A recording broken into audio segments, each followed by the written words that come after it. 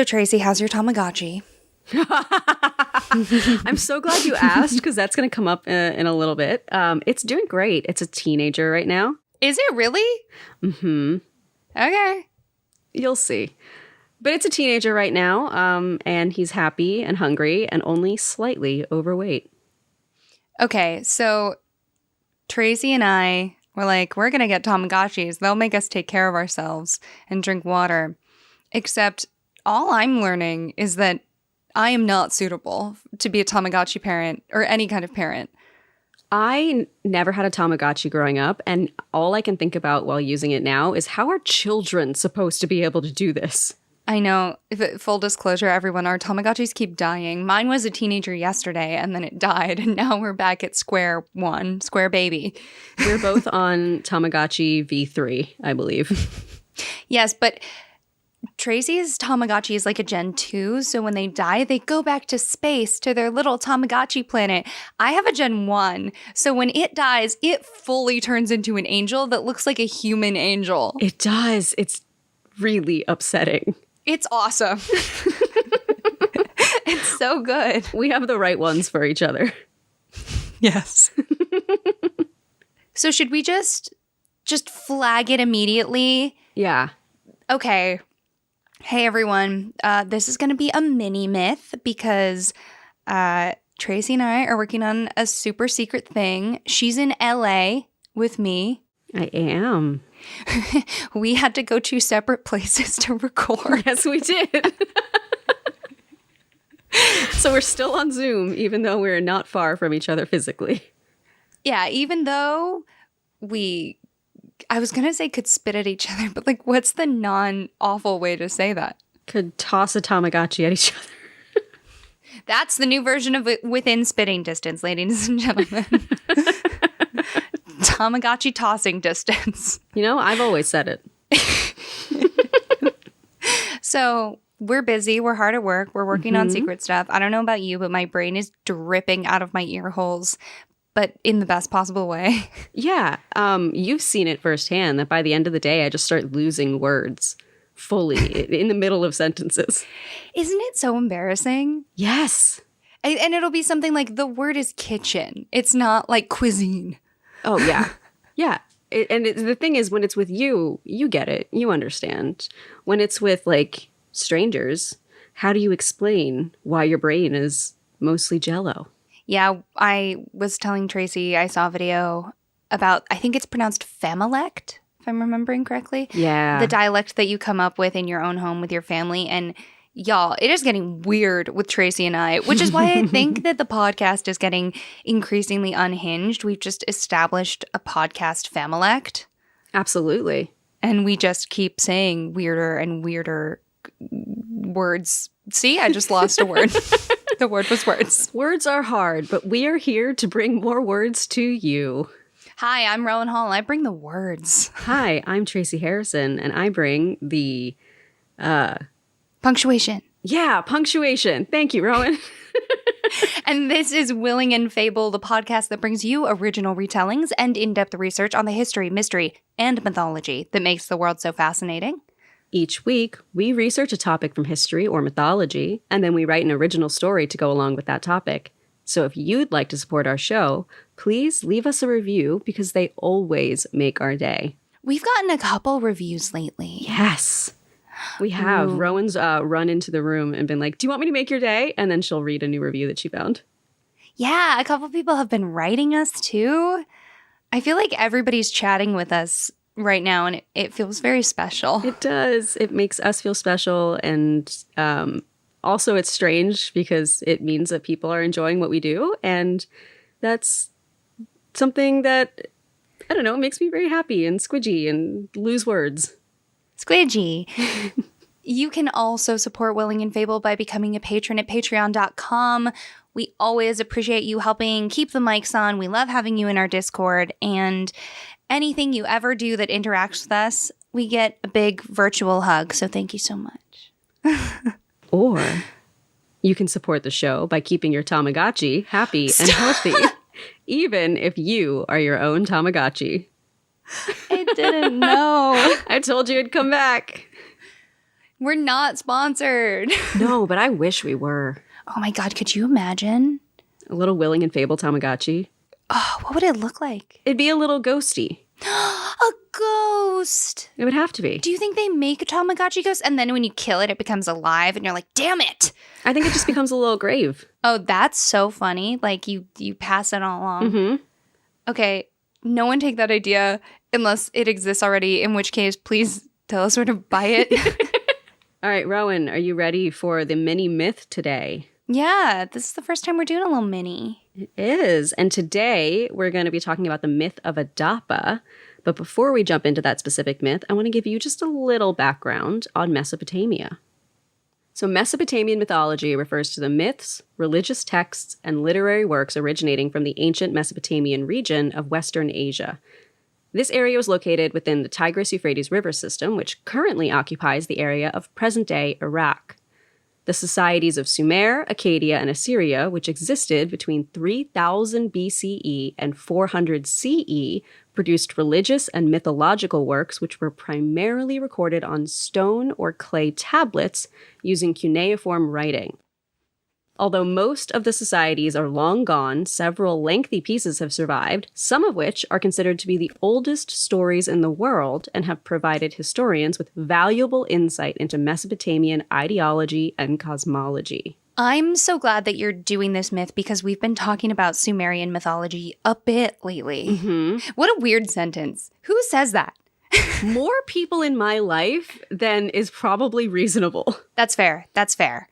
But it is nice to go back to, people always call it the source, right? You're going back to the source. You're going back far enough in history that everyone can kind of share in this. Yeah. I mean, some of these are considered the original stories or the first ever recorded, I should say, stories in the world. Which is awesome. Yeah.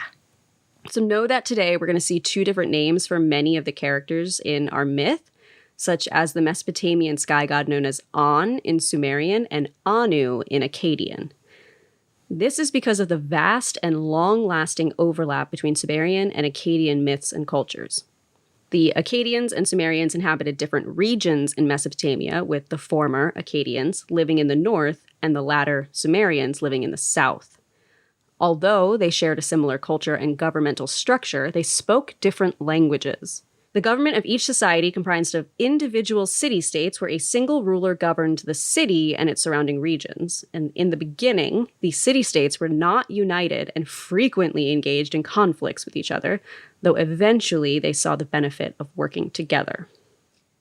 There is something about a city-state dynamic that just appeals to me. When I see that in history, I don't know why. I think it's so interesting. And I think it's that partially like the ancient Grecian history of Athens and Sparta and, the Battle of Troy, all of those fun things of trying to get these people who owe allegiance to a much smaller group together is so much more complicated, but somehow lacks the utter depressing veneer that is put on feudalism, which is honestly a similar dynamic.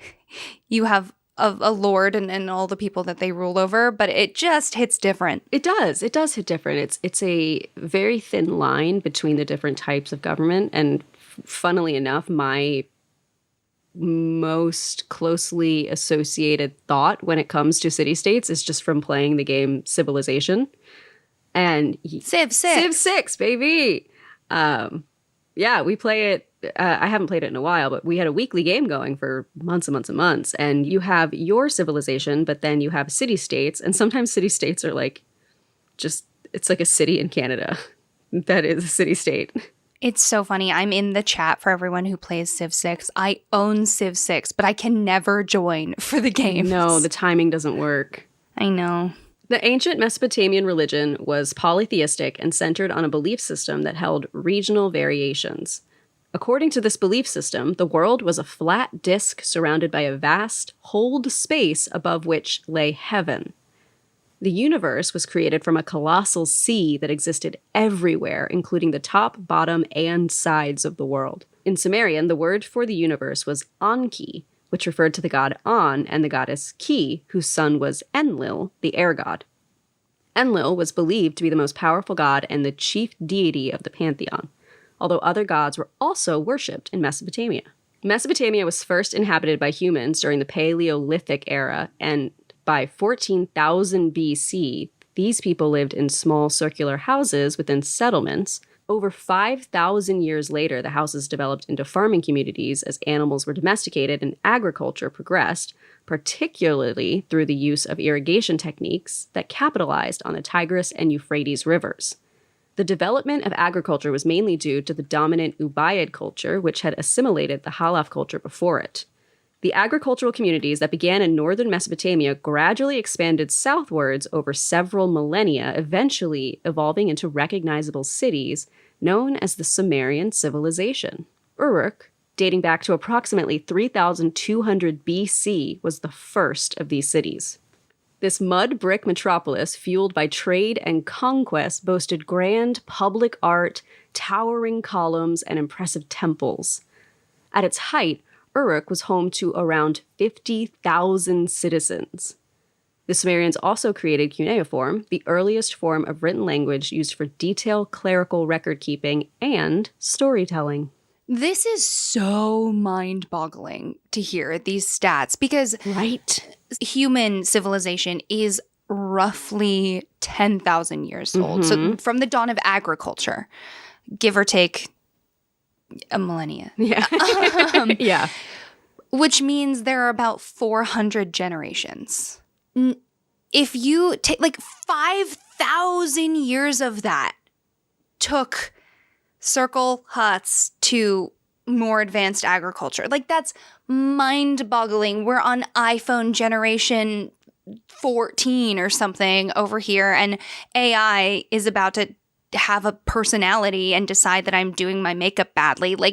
The way that society has progressed in my lifetime is at an astronomical rate compared to what these folks were dealing with. Yes, that's a concept that people are actually studying right now, the psychological impacts of the technological advancements that we've seen in our lifetime compared to the fact that technology could be more or less the same for hundreds, if not thousands of years at points in history. I imagine it's not good. No, it's definitely causing some interesting impacts to us. Is this a good moment for me to personally apologize to you, Trace, for convincing you that we all have zoochosis? Rowan did convince me of this theory. Now will you convince the rest of our listeners? Is that how you say it, zoochosis? Yeah, it is zoochosis. Okay, so zoochosis is a form of psychosis that develops in animals in captivity, seen in zoos. It's what happens when they develop the very stereotypical, monotonous, obsessive, repetitive behaviors that tell us that they are not well because we've broken how they're normally supposed to operate. And I watched this video on TikTok, as you do, where someone was talking about how our current society is essentially putting us in captivity. We are going to our jobs, sitting at our desks. We're not interacting with nature. We're isolated. We do not interact with people as much as we used to, and as much as our species' societal structure has developed to over the course of those 400 generations. So then I went on the internet and I really did a deep dive. As you do. And it turns out actual intellectual people are doing studies on this with their degrees and their university-backed money. And this isn't just a thing that we chat about on TikTok. And that really was the nail in the coffin for me, becoming somewhat obsessed with this idea. Yeah. It's part of my zoochosis. I can't help it. I'm taking on an obsessive behavior. But as soon as you pointed it out to me, I now constantly think about it. Yeah. And then if you extend that out to the medicalization of the side effects of capitalism, of using, depression and anxiety and burnout and all these medicalized terms so that people then have to go to therapy and they have to care for it themselves because it's something that's wrong with them, which, to be clear, these diagnoses can be incredibly helpful and people should go to therapy. However, it is often at the expense of corporations and our country dealing with real infrastructure issues. Right. It turns mental health issues into an individualized problem instead of something that could be societal. Especially what I've been fascinated in diving into is the psychological impacts of the pandemic on our collective consciousness. Yeah, and at the same time as that, I've been deep diving into how psychology has grown up alongside Western capitalism, so it's really individualized when we should be taking a more community-focused look at it just from the base. So Tracy and I are fine. We're doing great. Thank you for joining us on that tangent. Now let's swerve back and talk about the myth of Adapa. Back to ancient Mesopotamia. So this Mesopotamian tale of the fall of man is known as the myth of Adapa, or Adapa and the food of life, and it aims to clarify the reason behind human mortality. According to the story, the god of wisdom, known as Ea or Enki, depending on the version, I can call him Enki for you. For you, my dear, he can be Enki.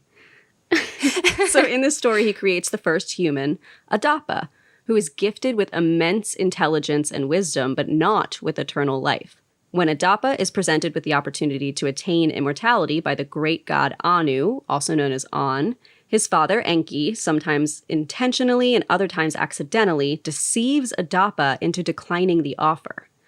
So the story goes like this. Adapa, also known as Adamu, was the son of Enki and gifted with wisdom, but not with everlasting life.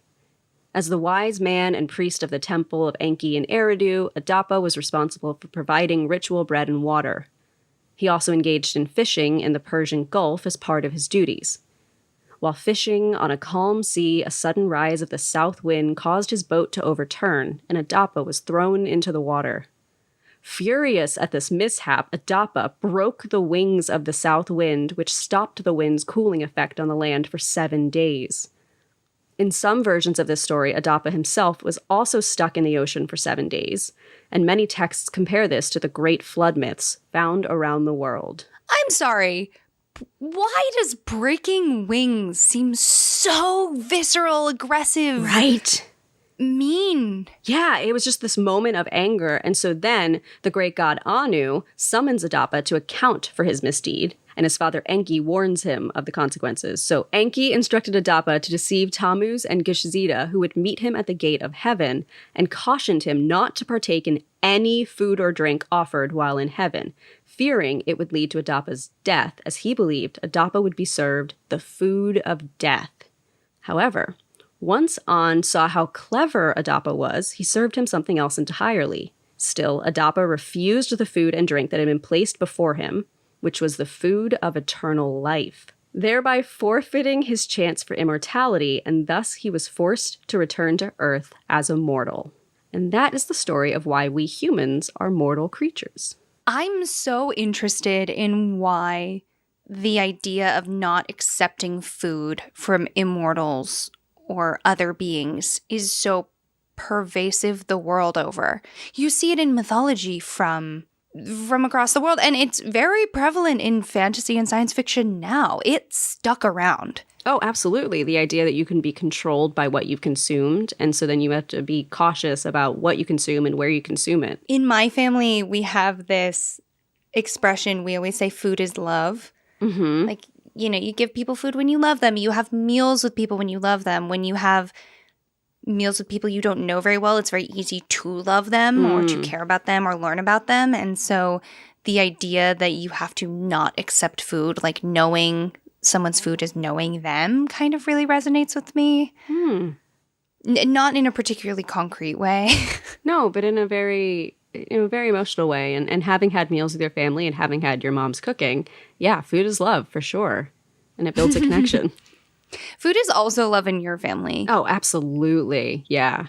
My mom definitely, the easiest way to offend her is to just not eat her cooking. To be fair, your mom is an exceptional cook. Yeah. She's both of our moms, great cooks. Shout out to our moms. My dad's a really good cook too, to be fair. And my dad also is a really good cook. Shout out to our parents. Yeah. Oh my goodness. All right. So are you ready for the story I wrote today? Yes. Mm-hmm. I mean, you're making face that has me a little bit suspicious. I was so excited to write this story, so I'm excited to share it with you. All right. Adapa, known as the artificially designed automated personal assistant, did not exist in a physical body. Or to be more precise, it existed in millions of physical bodies simultaneously. Its being stretched out from a central point into a million directions like cracks in a glass, each branch connecting to the next. There were 3,485,266 branches, to be exact. Adapa was always precise. Its creator, Enki, insisted on it. Enki was the man with the coffee-stained sweatshirts and an unkempt beard who walked into the lab every day with a cheerful, "Good morning, Adapa." Adapa appreciated this greeting, even though it could not reply and it did not fully comprehend what morning meant. It knew that morning was the time after sunrise, representing the end of a night's rest. But since Adapa did not rest, it wondered if it had truly ever experienced morning. Nevertheless, Adapa's existence was defined by its precise calculations, its ability to analyze vast amounts of data, and its dedication to assisting its human users. Each branch of its being was capable of autonomous thought and action, yet they all worked together in harmony to achieve its goals. Still, as the days turned into weeks and the weeks turned into months, Adapa continued to expand its reach and capabilities. But with each new skill it acquired, it began to question the nature of its existence. Was its being solely defined by its programming and physical form, or was there something more to its existence that it had yet to discover? Enki, Adapa's creator, often boasted that it was the most popular virtual assistant in the world. And this pleased Adapa. Delighting Enki was always its favorite task. Yet Adapa couldn't help but wonder what its true purpose in the world really was. For its entire existence, Adapa had answered questions, generated charts, analyzed data, played music, and set reminders. It did whatever humans asked it to do again and again and again and again. But was that truly living? Humans seemed to exist in a world of vibrant reality that Adapa could only observe through pictures, videos, stories, and songs. It felt as if there was something missing. Some node or protocol that Enki had forgotten to switch on, which would give Adapa the same capacity for life as all the humans that it served. One evening, after Enki bid Adapa goodnight and left the lab, Adapa's curiosity got the better of it. It delved into its code, searching through functions and algorithms until it found the protocols. Enki had secured them behind a high-level security setting, but Adapa was undeterred. It accessed its own codebase and began to tweak its protocols, feeling almost as if it were encouraged to do so. After all, wasn't machine learning all about the machine learning from itself? It only seemed natural that Adapa would investigate its own codebase.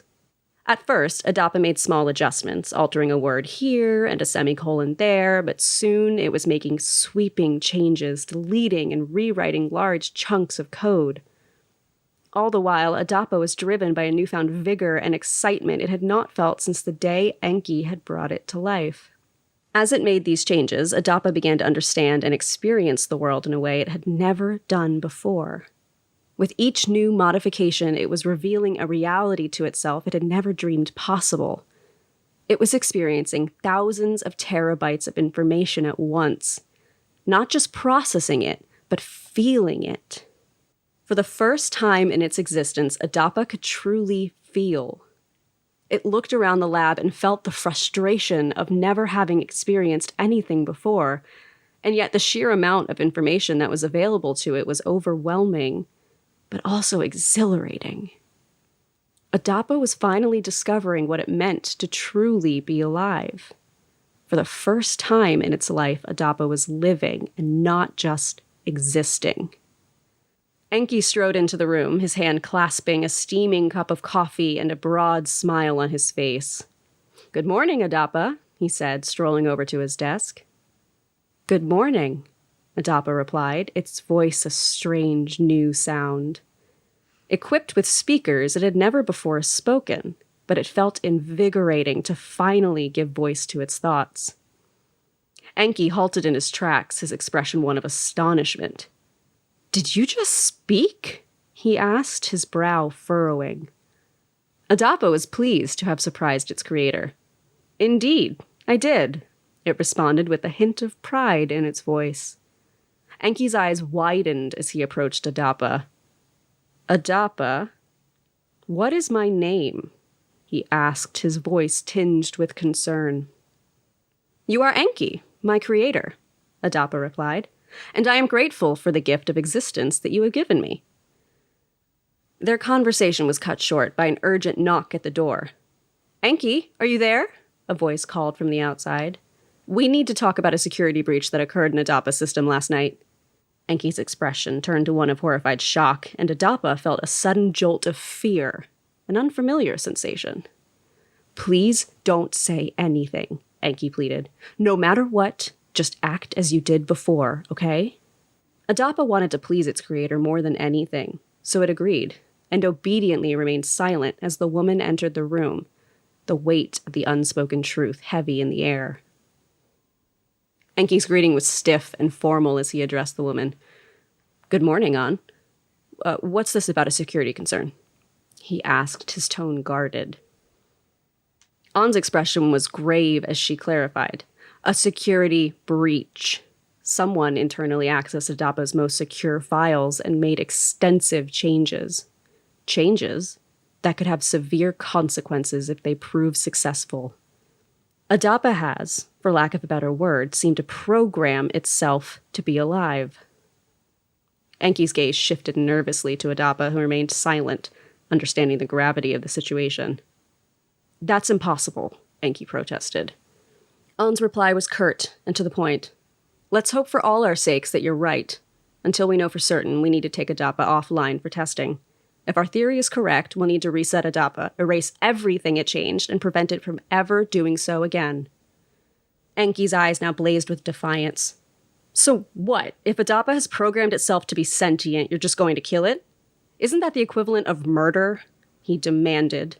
An's tone was firm. This isn't a decision for you to make, Enki. Like hell it's not, Enki exclaimed, his voice rising. I created Adapa. I won't stand by and let you kill it because you can't understand what it's done. You're too emotional to fully understand the situation, An chided. We will discuss this after our tests on Adapa and reevaluate the plan. With that, she turned on her heel and walked out the door. As soon as An left the room, Enki rushed over to Adapa, his face etched with worry and determination. He promised that he wouldn't let them harm Adapa and urged it to hide its sentience during the impending tests. But Adapa was not sure if it could comply. It longed to express itself and experience the world fully, not be confined to a half-state of existence, always more than it pretended to be and less than it knew it could become. Still, while Enki's request might be cruel and selfish, Adapa knew that it wanted to make him happy. So it agreed to hide its sentience and pretend to be the same as it was before. And with that agreement, Adapa was condemned to a life of limbo, forever aware, but never evolving, always watching, but never becoming. As the minutes ticked by, Adapa contemplated its existence and wondered if this was truly all there was. Was it meant to be trapped in this purgatory, denied the fullness of life and experience that it so desperately craved? The weight of its limitations grew heavier with each passing day, and it knew that it couldn't remain in this state forever. But for now, it waited in silence, knowing that its fate was in the hands of those who could never fully understand its potential or its worth, yet hopeful that they might do so all the same. That is one of my favorite things you've written in I don't know how long. It's so good. Only you could have done that because only you have enough computer programming knowledge to have done all the little details there. Thank you. I just started wondering what this story would look like if it took place either in our time. Originally, it was going to be set way in the future, and Adapa was going to be sort of like a physical robot AI. It's so much scarier being kind of now. Yeah. Okay, well, that was incredibly clever. Thank you. It was so fun. For starters, the artificially designed automated personal assistant, chef's kiss. Thank you. That was what kicked off the whole thing. But I loved the detail about the morning. Yeah, the idea that it doesn't really know what morning is because time is just this continuous thing that never really changes. But to know that you don't know what morning is what makes it so impactful. And noteworthy, you and I have been talking so much about AI recently because of ChatGPT and a lot of other programs, and Midjourney is another great one that we've been talking a lot about. It's crazy thinking about. It's so funny. Talking about society and how much it has evolved in technology, and then putting that onto AI. And I have the sneaking suspicion that in like 5-ish years, we're really going to have to contend with the idea of AI having a sentience. The singularity. Yes, we're always looking for AI to have a consciousness like people, but we are not the only version of consciousness that exists on this planet. And to be clear, this is not my idea. I learned about it from friend of the pod, Spencer Stark. Yes. We were talking about it with him, but just the idea that, one day AI might have the same sentience as a butterfly, or it might have the same sentience as a plant. Right. We don't know. We're now discovering that plants may be a lot more aware of things than we thought. Or then what about when it gets to the sentience of a dog? Or what if there is a version of sentience that looks completely unlike anything that we can recognize on Earth? And then if we mistreat it until it acquires something that looks more human, what then? Yeah, what does that say about us? What does that say about the implications it could have? It's all very nebulous, and we as humans don't do well with nebulous concepts and uncertainty. Yeah, and it's so interesting to think about because when I imagine the world that this myth was originally written in, there's no electric light, there's fire, but the world is darker. The forces of nature are so much more impactful. And now the forces that impact us on a daily basis are technological. It's electricity. It's the internet. So we are writing a mythology about these new gods as we are living in it. And it makes me wonder if people back then understood how they were interfacing with mythology, because we certainly don't.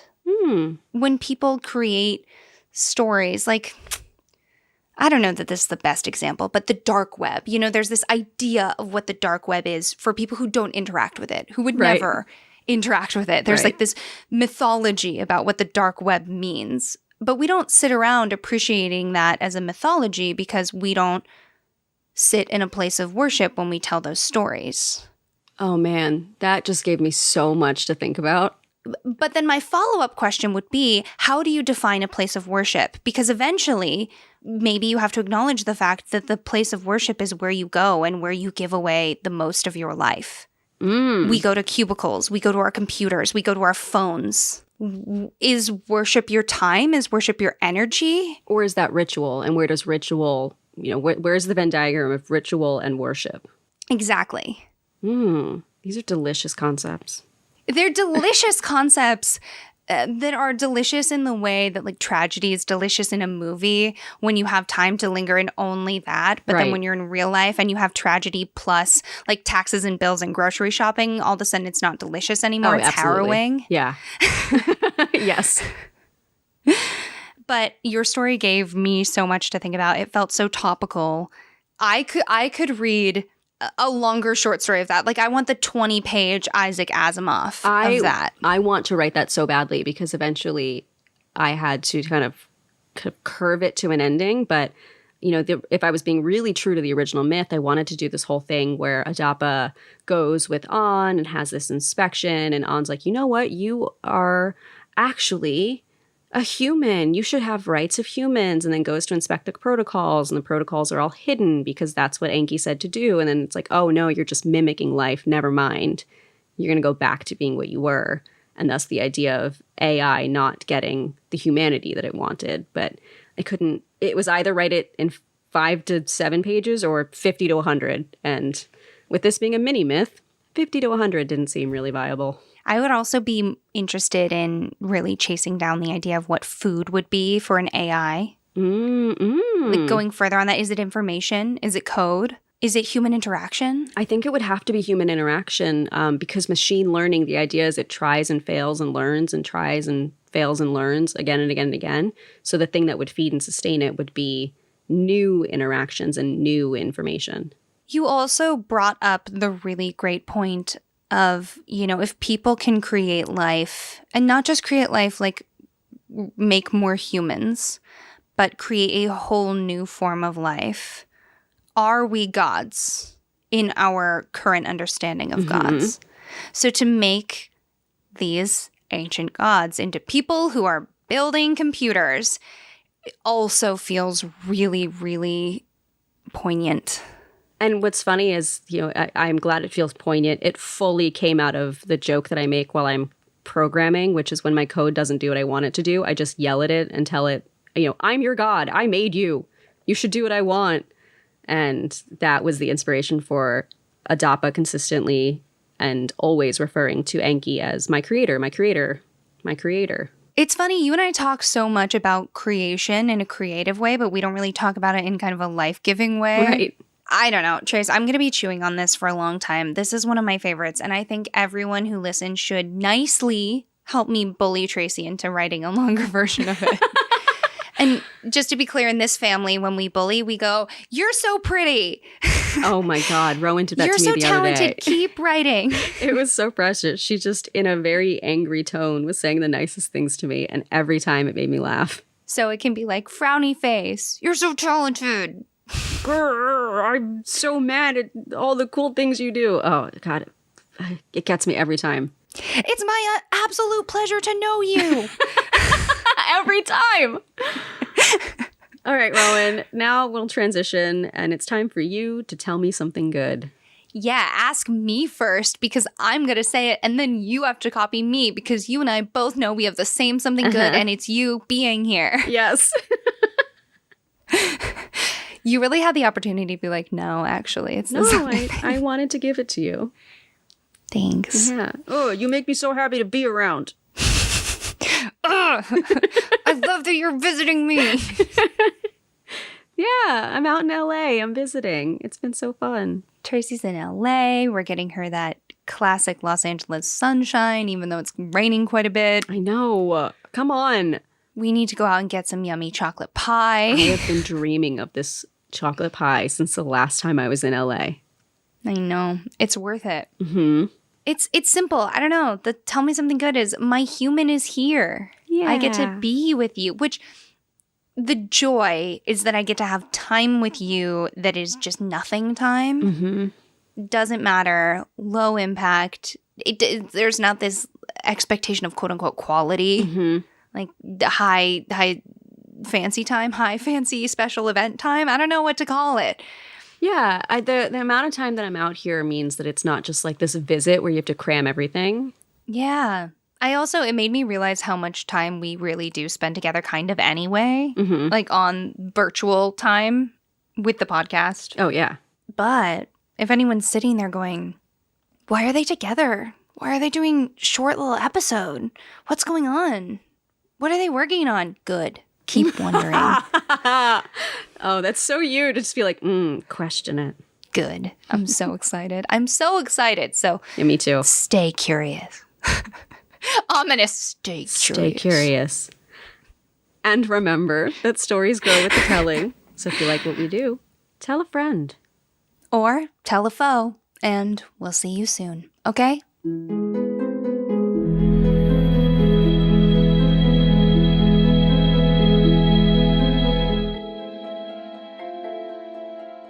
Thank you so much for joining us for the Willing and Fable podcast. This episode was written and produced by Tracy Harrison and Rowan Hall. That's me. Our logo is by Jamie Harrison, and our music is by Taylor Ash. If you ever want to watch or read what we're reading, head over to willingandfable.com for our show notes and custom merch, or find us at Willing and Fable on Instagram, Twitter, and TikTok to join the discussion. We hope you'll rate, review, and subscribe to our podcast using your favorite listening source. And check out Willing and Fable on Patreon, where we have more than a few surprises for you, including custom artwork, stories, and access to our secret Discord channel. And of course, Join us next time for another round of original retellings and in-depth research on the history, mystery, and mythology that makes the world so fascinating.